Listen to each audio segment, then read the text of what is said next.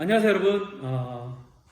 저와 함께 계속해서 자기주도 학습에 대하여 배우고 있는 여러분들, 폭풍도 오고 코로나19가 더 심해지기도 하는 이 모든 순간들이 마치 우리의 삶과 같을 거예요.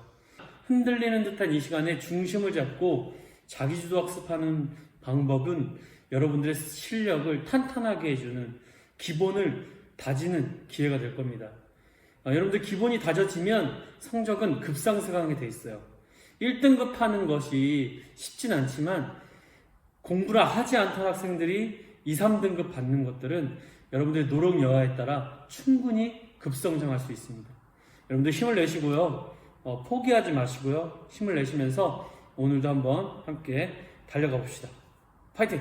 한번 가봅시다. 오늘은 비문학을 하기 전에 저번에 설명이 좀 부족하다고 했던 10번 문제 설명을 좀 하고 갈게요. 10번 문제는 보기에서 가장 중요한 것이 2번 파생 과정을 거치는 걸 찾는 거예요. 사실 파생이 뭔지를 안다면 지문을 읽지 않고도 기본 상식으로 풀 수 있는 문제라고 했죠. 이 문제의 답은 3번인데 이 3번 어울림에 대한 설명을 이제부터 좀 시작해 볼게요. 이 어울림은요, 기본형을 알아야 돼요. 첫 번째 기본형을 알아야 되는데 이게 쉽지가 않아서 여러분들이 오늘 이 시간을 통해서 암기해 두면 좋아요. 어우르다가 기본형이에요. 이 어우르다에 플러스 파생접사 2가 붙은 거죠. 파생접사 2가 붙어요.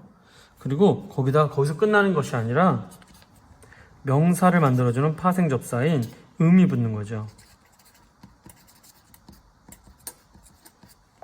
자, 붙는 거죠.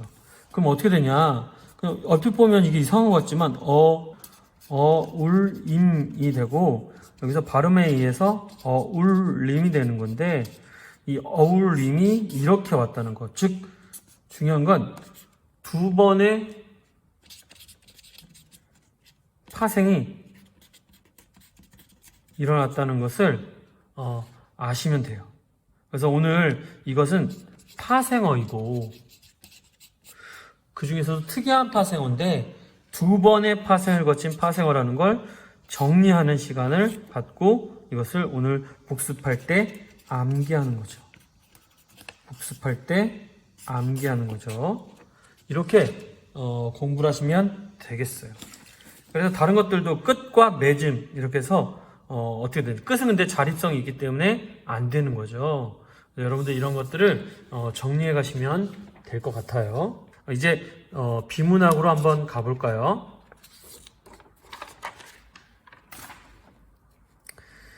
저번 시간에 시문학에 이어 했던 비문학은 저작권과 관련된 거네요. 저작권.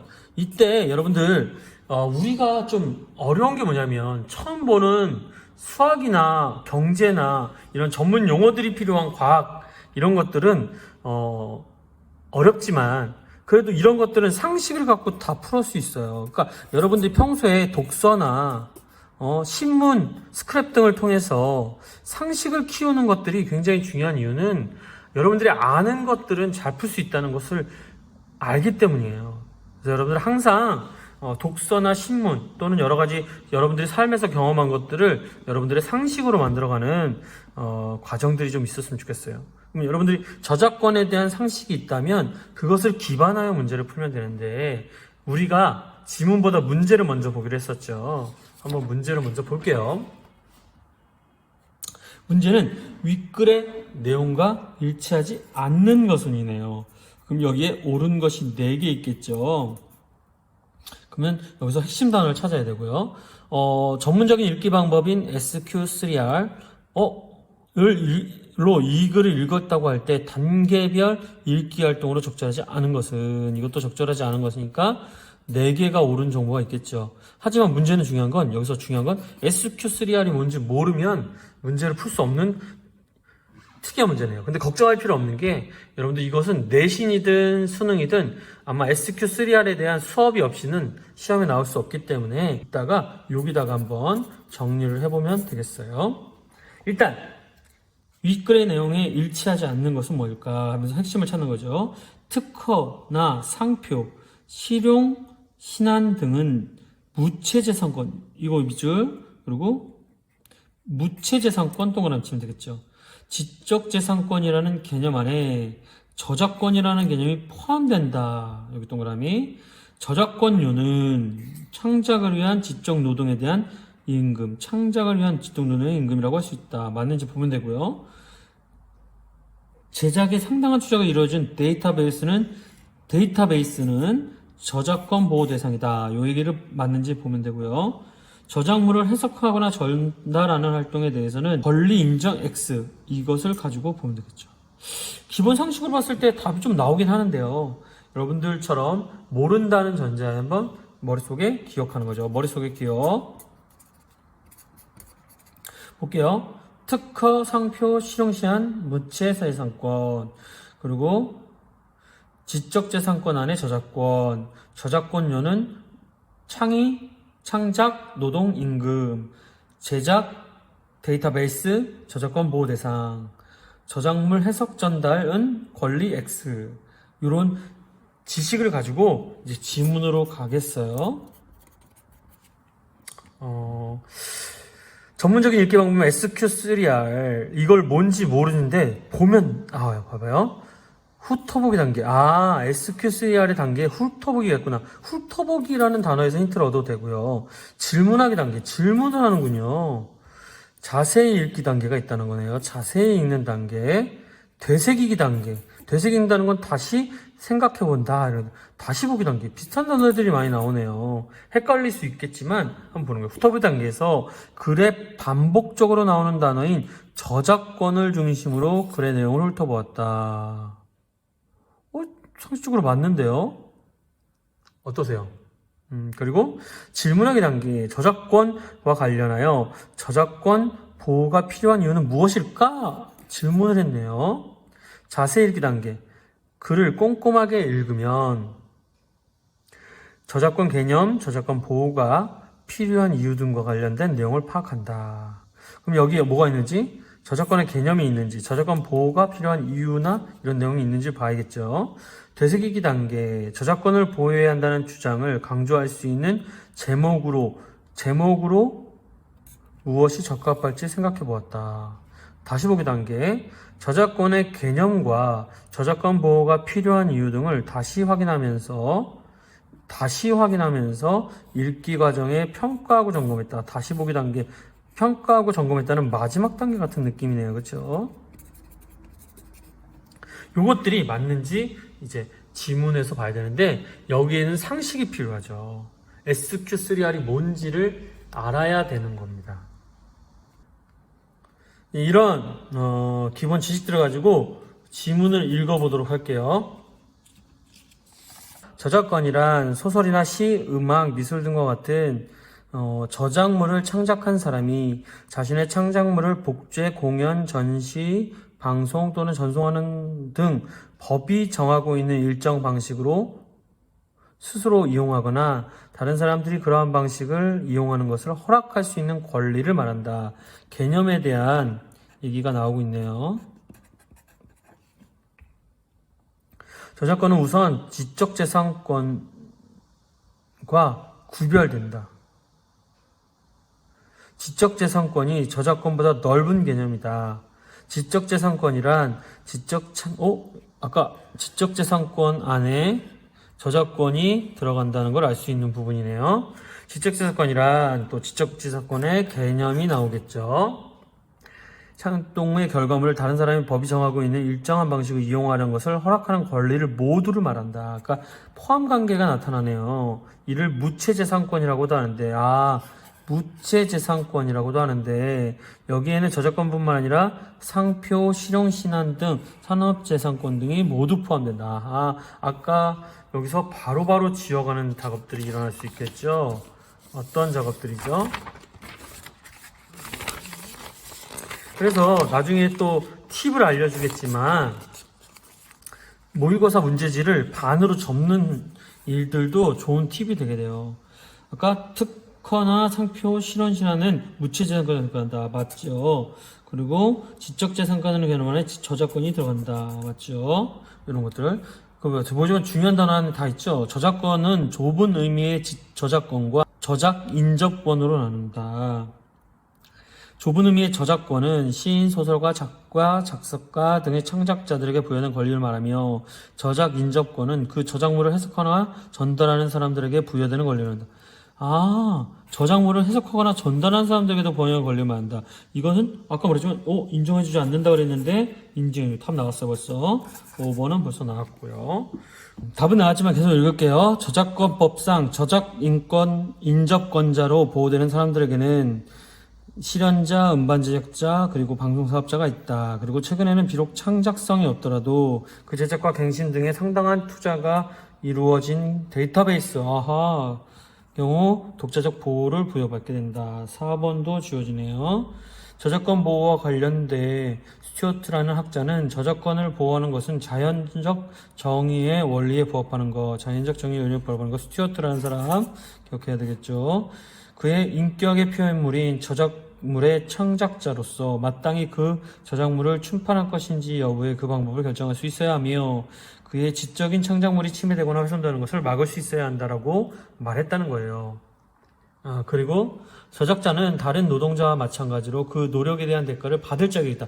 노력에 대한 대가를 받을 자격이 있다. 저작권료는 창작을 위한 지적 노동에 대한 임금이라고 할 수 있다. 맞네요. 다 지워졌죠. 5번 이렇게 된 거죠. 그리고 실제로 그 저작물 창작에 대해서는 상당한 투자가 소요되는데 이러한 투자는 이에 대한 회수나 상당한 이윤의 기대가 없이는 이루어지기가 어렵다. 이런 것들이 전달되고 있다. 무엇보다 저작권 보호는 문화적 발전을 위해 필요하다라는 얘기를 하고 있고요. 창작자들에 의해 생산된 저작물은 중요한 국가적 자산이 된다. 우리가 자랑하는 대부분의 문화적 유산은 바로 이러한 저작물들이다. 그러므로 창작의 결과물에 대해 보상하여 창작 의지를 북돋우는 일은 국가의 발전에 기여하는 인정하는 것으로 공익에 부합되는 것이라 할 수 있다. 이는 사회적 결속을 위해서도 중요한 의미를 갖는다. 다수 공중에 의해 저작물의 보급은 계급이나 인종, 그룹 또는 세대 간 연결고리를 생성하고 이로써 사회적 결속에 기여하므로 결과적으로 창작자들은 사회사업을 하는 셈이라고 할 수 있다. 사회사업하는 셈, 이 단어도 중요하네요. 이렇게 문제의 핵심 단어를 풀다 보면 1번 문제에 답이 남은 것처럼 답이 나오게 되고요. 여기서는 SQ3R에 대해서 알아야 되지만 저작권을 중심으로 글의 내용을 훑어보았다. 맞는 내용이죠. 핵심이니까. 핵심 단어를 중심으로 풀어보는 것은 훑어보기에 맞습니다. 그죠? 질문하기. 질문하기는 질문인 걸 보면 돼요. 맞네요.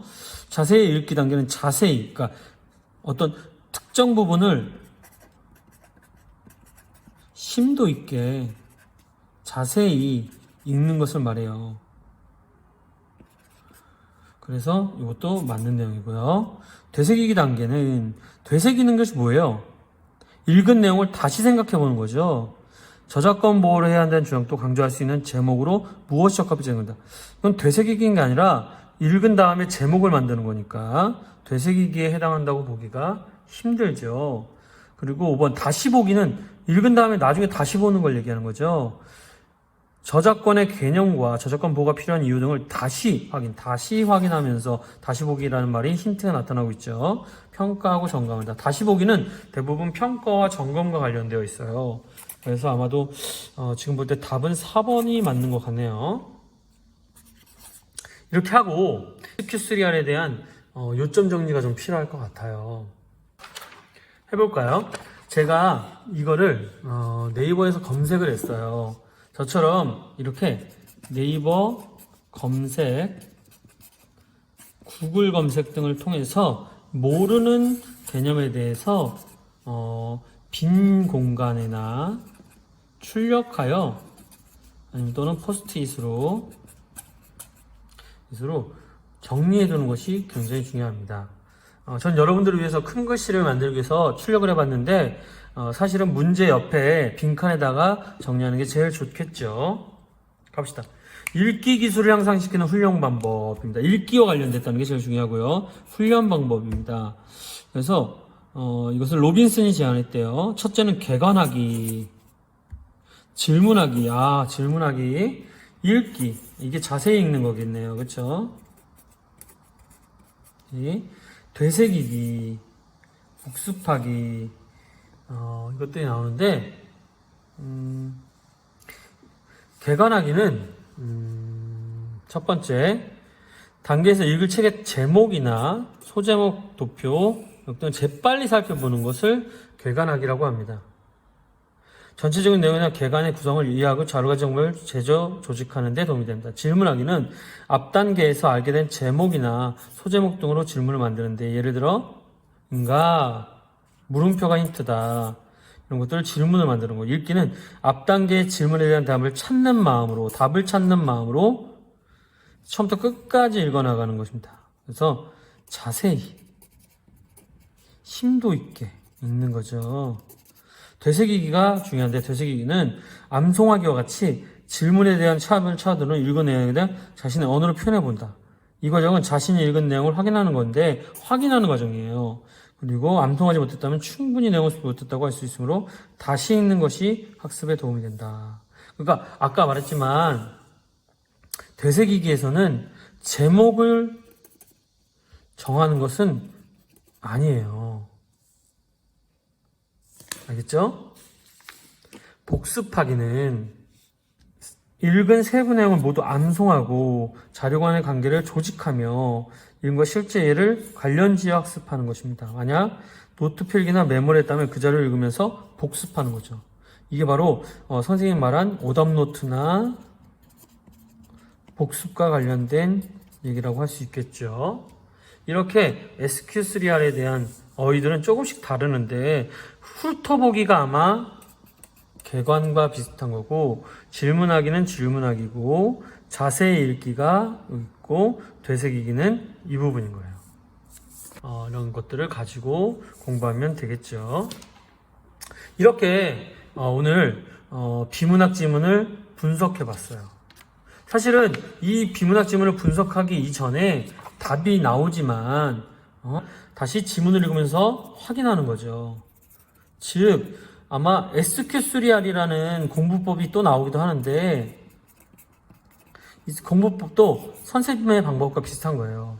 문제를 만들고, 질문이죠. 질문을 만들고 이 질문의 답을 찾기 위해서 지문을 읽는 거죠. 즉 문제 안에서 정보를 근거하여 문제를 만들고 거기서 답을 찾는 지문 읽기를 하는 거죠. 이해가 되시겠어요? 이렇게 한번 여러분들 계속해서 공부해 간다면 여러분들의 실력은 단단해지고 비문학에서도 성적 향상을 경험하게 될 거예요. 여러분들 이 시간을 통해서는 뭘 배워야겠죠? 저작권에 대한 독서를 했다고 생각하고 상식을 키워가세요. 알았죠? 오늘은 저작권이 무엇인가에 대해서 배운다 라고 생각하셔야 됩니다. 알겠죠? 오늘 여기까지 하고요. 여러분들 계속해서 우리 6개월 동안 꾸준히 힘을 내며 나아갑시다. 파이팅!